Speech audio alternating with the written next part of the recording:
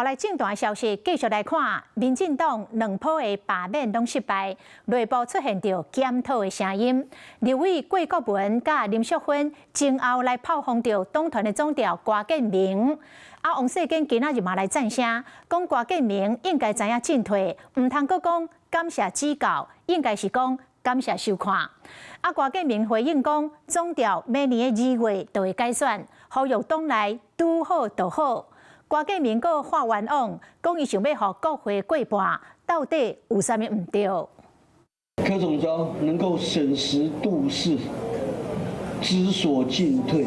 过一摆发声，党团总调郭建明爱知进退，立委王世坚被退回意思真明显。他的回复不要再是谢谢指教，而应该是谢谢收看。大罢免会，民进党内检讨的声音不断。立委林淑芬伫咧面前骂这届党团会期拢无讨论。立委郭国文嘛来批评郭建明集团兴趣。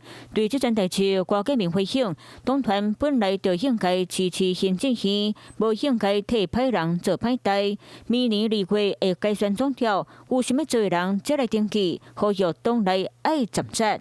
嘛伫咧编辑部分引用做实七步诗，大罢免是用尽一切可能，互国会过半有倒位唔对，敢讲罢免团体有唔对，嘛发声爱加注意防灾和关税的问题。我把个人的主张提出来，当然也寻求对话的可能性。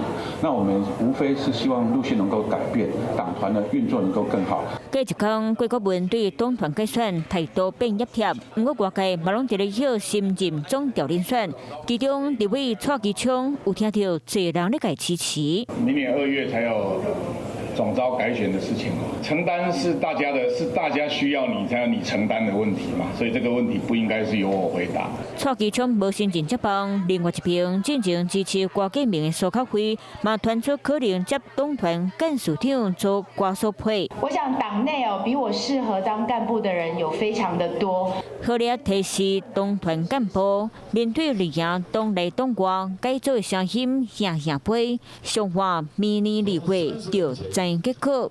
Hello， 我是林仙怡。想要抢先掌握最及时的新闻资讯吗？赶快订阅、按赞、开启小铃铛，锁定华视新闻 YouTube 频道。